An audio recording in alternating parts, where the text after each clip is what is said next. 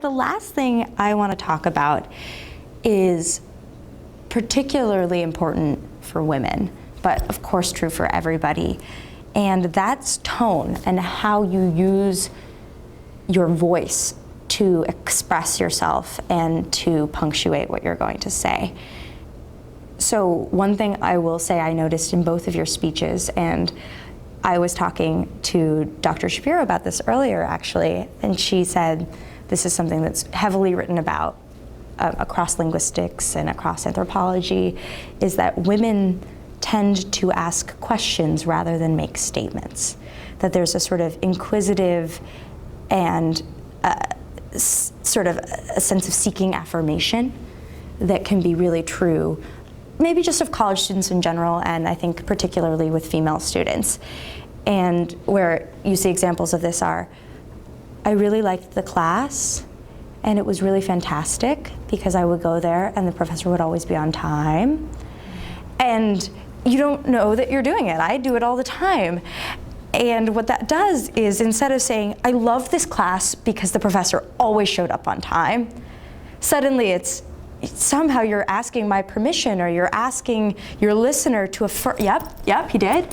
And that undercuts the confidence and the value of what you've presumably spent a long time thinking about. If you're coming into a acting class, you've often done a lot of reading, you've spent a lot of time coming up with your arguments, so you want to make sure that they're presented as confidently and clearly as possible.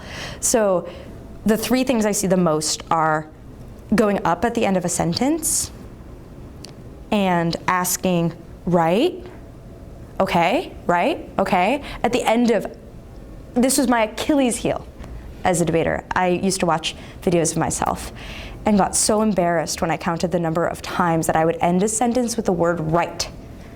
I would say, we need to implement this policy, right, because it's really crucial for individuals to access healthcare options. And, so I would basically just always be going up and always asking and always seeking affirmation. And in doing so, I just ended up sounding kind of vulnerable. It ended up sounding like it's sort of almost a fake humility that comes across when you do that, which is that you're trying to say, I'm not trying to overpower your opinion, I'm not trying to say that you're wrong, but tell me that I'm right. And that's honestly not, you have a role, you know what you believe, and it's okay to ask questions, but really differentiate between a statement and a question in your tone of voice. I just want you to be intentional and focused on your tone in terms of questions, because this is something I saw both of you do. It's something you've probably noticed me do throughout this whole lecture. I still have trouble with this, and that's why it's the last thing, because it's the hardest.